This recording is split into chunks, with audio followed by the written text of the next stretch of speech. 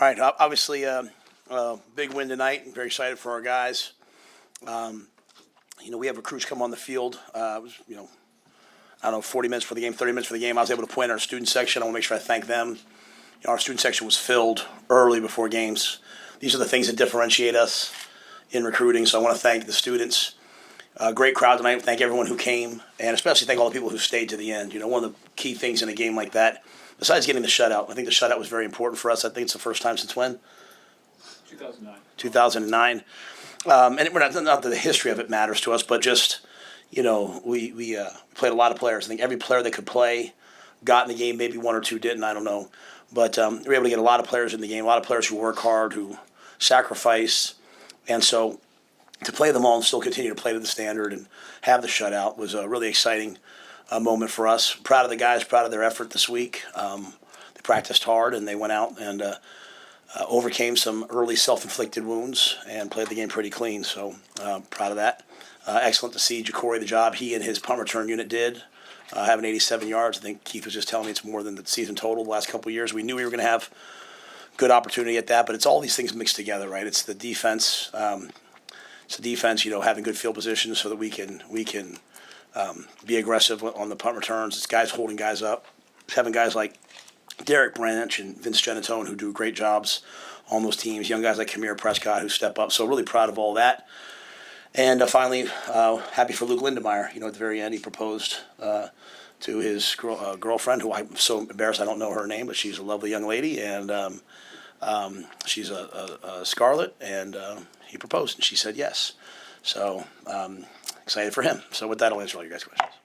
I know there's probably things you could look on the film and quibble about, but was that about as complete a performance as you've had since you've been here, and how gratifying is it to have it after a week where you wanted to fix some things?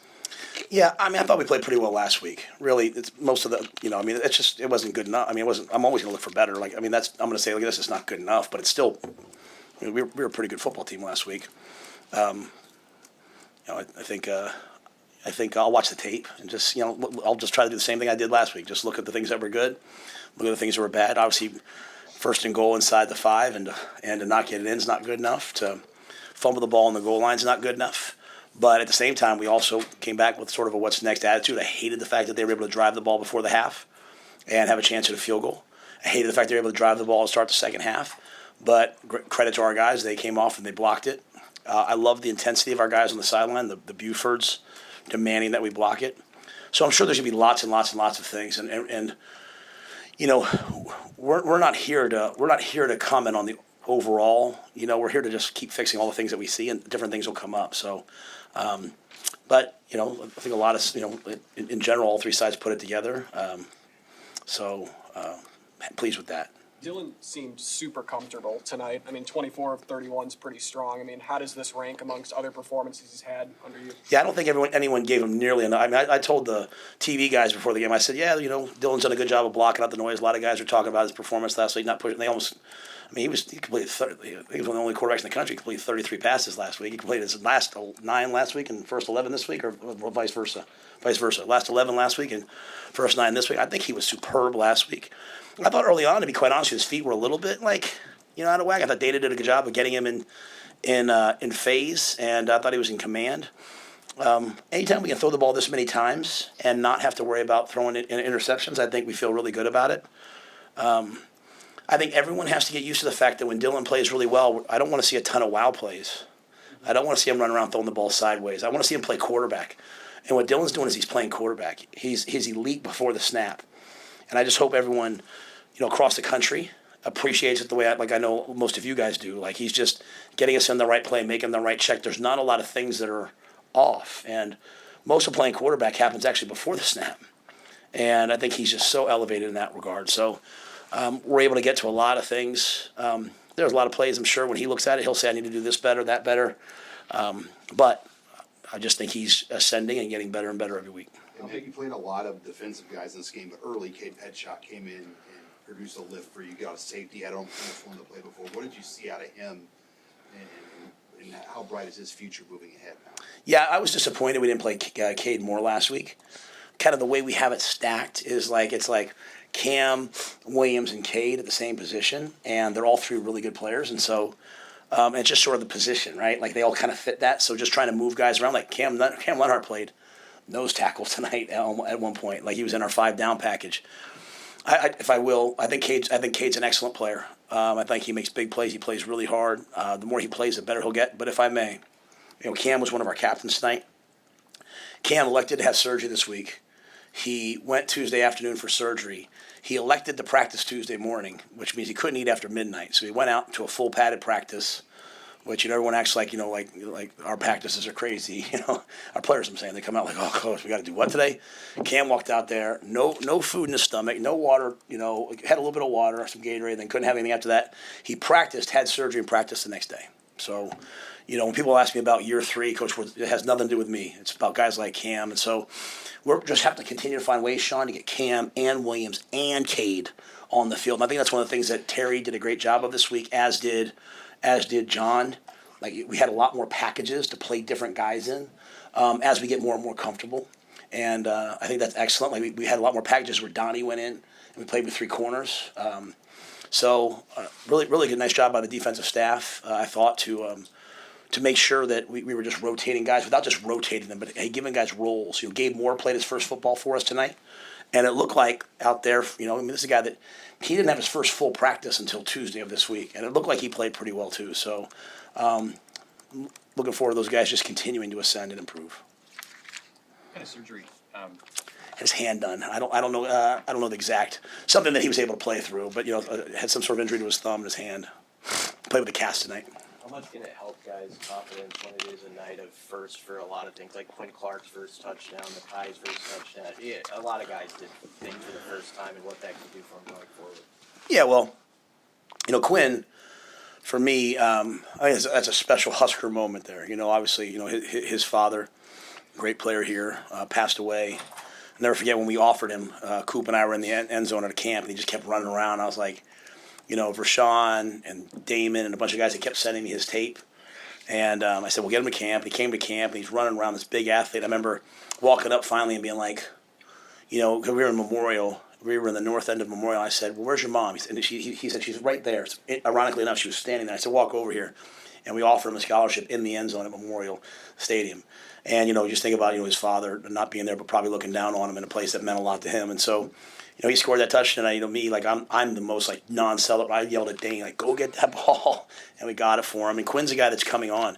Makai, I knew Makai was coming. I was really proud of Makai. Like, the only time, him and I are both from PA, so we talk a lot of trash to each other. The only thing he said to me all night was, hey, on kickoff, he's like, you want me to make another tackle on kickoff? Because he made a tackle on kickoff. So a lot of those guys are really good players.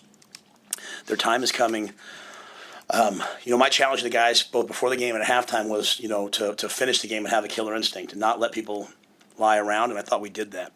We were in there, as I called everyone up, and even Marquise was like, we've never done this before. We've never had a 68-0. And again, that's not an FCS game. That's a group of 5 team, and so happy for them that they did that. Just won't. At the end of the year, we won't be talking about this game. So we did it. Now we got to move on.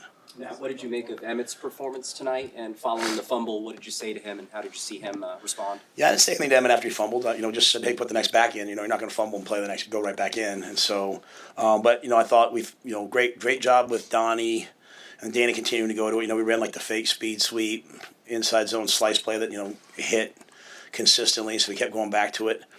I thought Emmett was excellent there. One of the things I loved about what Emmett did tonight that I saw, I don't like to comment too much on the football until I watch the tape, but most times when he breaks out, he looks to cut it back. And tonight you saw him trust his long speed and make long runs.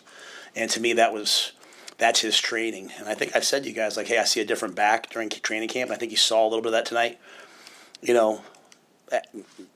He fumbled. We put the other guys in. As the ball got down near the goal line, I said, hey, put him back in. Like, he just want to make sure he knows, like, we can't do that. And it's not the result. It's, we go to 5 points of ball security. We go to the X factor, Again, I couldn't see how exactly it happened, but the ball was, the ball was in his left arm. He started left, cut the ball back right. We want to go to 5 points and score. He didn't. Ball came out. But to his point, I was like, hey, what's next? Get back in there. And then after he scored later, he said, Coach, what's next? So when the players start saying the things like that, then they're bought into it. The bad things are going to happen. How do you overcome adversity? What did you see from TJ Latif, his composure in his first appearance? Yeah, I was, one thing about Dana, he's not going to put him in there and just hand the ball off. He knows he needs to play. And I thought he did a nice job. He found some guys on the over routes. Great catch by Keelan Smith. we've never truly seen like him live. So like the one run he had, like I knew he could run, but like he ran. That was a dynamic play. Did a nice job pulling the ball again later, which those aren't designed quarterback reads. That's a read if you need to, and it was great to see him do that. So I think I said a couple times, he's not someone who gets too overwhelmed by the moment. Like he's kind of excited to go back in there. We started challenging him 2 weeks ago. Like, hey, if something happens, you have to go in and play, and you're struggling to call the play calls because you're not prepared. A lot of people are gonna be looking at you, and he's answered that. He's in there early. He's working hard. I thought he was poised. I thought he did a really nice job, and so he'll add the dynamic element of being able to run the football while at the still time you saw him push the ball down the field. You saw him throw touch passes, and I think it shows how much we trust him that we allowed him to do that in a game like that, where obviously a shutout, specifically to me, a shutout was important to us because I believe in the defense having that. The fact that we let him throw it so much. Go ahead, Mitch. I'm sorry, I didn't want to cut you off. I just wondered, and maybe you don't even know this at this point, but with TJ, is it 4-game plan, or do you expect that he'll play whenever you need him? TJ's going to play as needed. Yeah, he's our backup. Hey, Coach, on Monday you talked about the fans like meeting their wives or husbands here at games. Did you know that Luke was going to propose after the game? Oh yeah. He had asked. He had asked ahead of time. I mean, not asked. Like, hey, do you care if I do this after the game? He didn't ask for my permission. I think he probably asked her dad that. Yeah. So I mean, I think it was really, really important for me. I didn't want to think about that. I wanted to think about the game. But once the game was in hand, I think it was really important for me that his teammates were there. Like, Luke's a devout Christian, and he's someone who's openly shares his faith, and he's someone who rallies teammates of all ages and all places and all ethnicities and diversity. I mean, he just is there for everybody, and he's behind them all. So just to see the joy on everyone's face, to see him, I think that was really, really cool. I think it's one of the great stories of this era of Husker football. Here's this kid who's a walk-on that's probably making a bigger impact off the field than he is on the field. But I think tonight he made a one-hand catch with him. I couldn't tell on the far side. One-hand catch, scored a touchdown.